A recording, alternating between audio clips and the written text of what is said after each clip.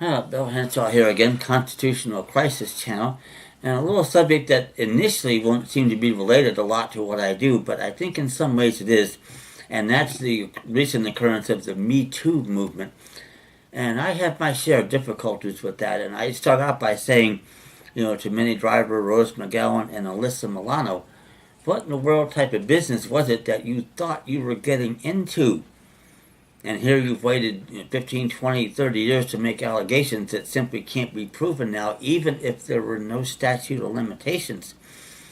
I personally don't have a lot of sympathy here, and I would not if I were on a jury in such a case. I just don't get. I mean, if it was a crime now, it certainly was a crime then. It should have been prosecuted as such, and or civil common law action should have been filed against the people involved. Except that, as we know, that probably would have got you blackballed in the industry that you've chosen to participate in. So I get that to a limited extent.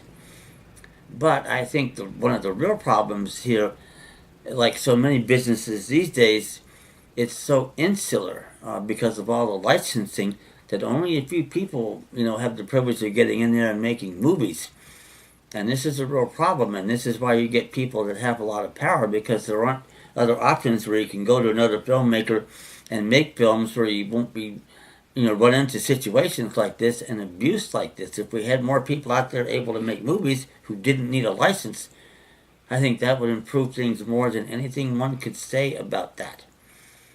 So I see both sides of it, by the way, especially in the case of some of these younger gymnasts that have been abused and so forth. And, the doctor up there in Michigan went to jail for 50 odd years. And I wonder about, the sanctimony of that trial. I haven't looked at it closely. But in terms of evidence produced and this, that, and the other, I have some questions in my mind about beyond a reasonable doubt.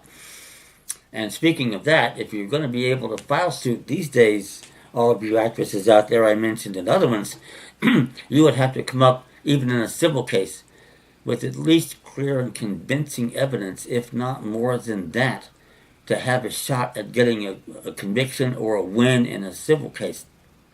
Even though normally it's only 51 to 49%, you would have a much stronger burden to overcome, and you should if you're going to wait this long. So it's just one of those things you just have to wonder about the real agenda behind a lot of people that are involved in this. So I'm not saying everyone is in it for the money, but it certainly looks like an easy way to make it. And with a lot of pressure on a lot of people now these days, they're going to settle and shut up and pay you off. Now, to be sure, I happen to engage in the same practice myself. I'm in the middle of doing a lot of things that are going to do that.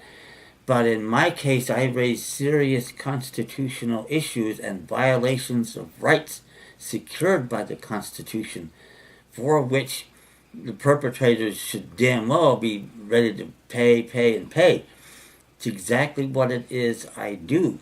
And I do it timely, and I set the records so strong that they can't be refuted, and that we're going to now beat the ever-present and convenient 12b6 motion to dismiss, summary judgment like you get in these civil quote-unquote rights cases all the damn time. Well, I've got to the point now where we're going to go from a 20-1 dog in a motion like that to somewhere around a 5-2 favorite, which is a hell of a swing.